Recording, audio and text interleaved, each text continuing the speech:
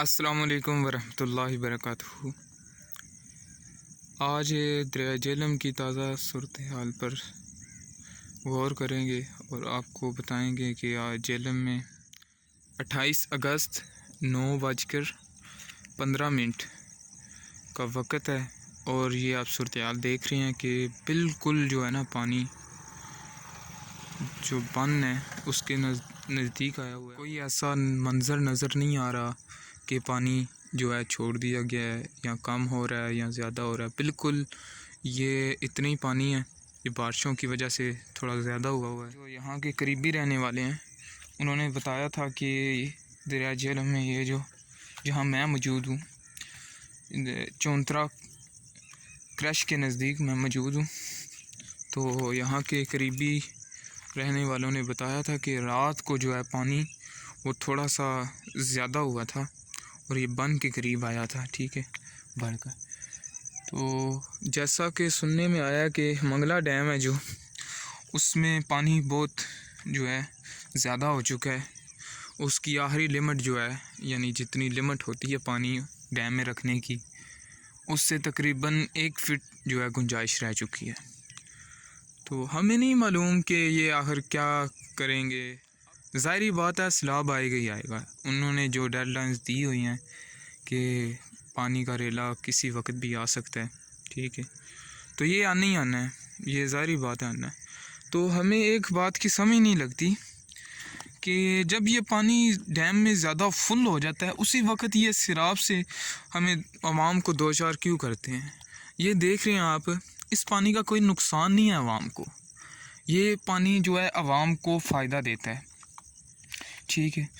तो नुकसान किस पानी का है? नुकसान इस पानी का है जो ये एकदम से छोड़ते हैं और सैलाब की शक्ल बनता है, लोगों के घर तबाह हो जाते हैं, लोगों की इतनी मेहनत मजदूरी से बनाए हुए घर जो करीब दरिया के होते हैं वो तबाह व बर्बाद हो जाते हैं, उनका सामान जो अंदर ख़राब हो जाता है, उनकी कई कीमती अशिया जो हैं सैलाब की दो चार होकर उसमें जो है बह जाती हैं और आवाम काफ़ी नुकसान का जो है सामना बर्दाश्त करती है।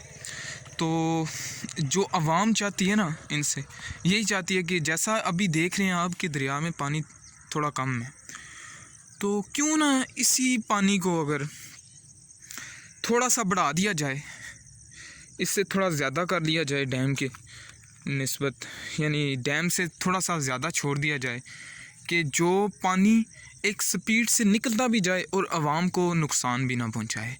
जो ये एक दिन में या 2 दिन में या 3 दिन में जो ज़्यादा पानी छोड़कर पानी डैम में कम करते हैं, उसके बजाय इतना पानी छोड़ें जो आवाम को नुकसान भी ना दे और जो आवाम है नुकसान भी ना उठाए और आवाम को मुश्किल पेश भी ना आए। फिर ये इदारे अलर्ट दे देते हैं, एमरजेंसी हो जाती है इदारों में और दरिया के नज़दीक इलाकों में भी एमरजेंसी जो है लग जाती है और काफ़ी डेथ होती हैं और काफ़ी लोग और जानवर इसमें बह जाते हैं, जानवर की मौत हो जाती है, काफ़ी नुकसान हो जाता है, आप सब जानते हैं।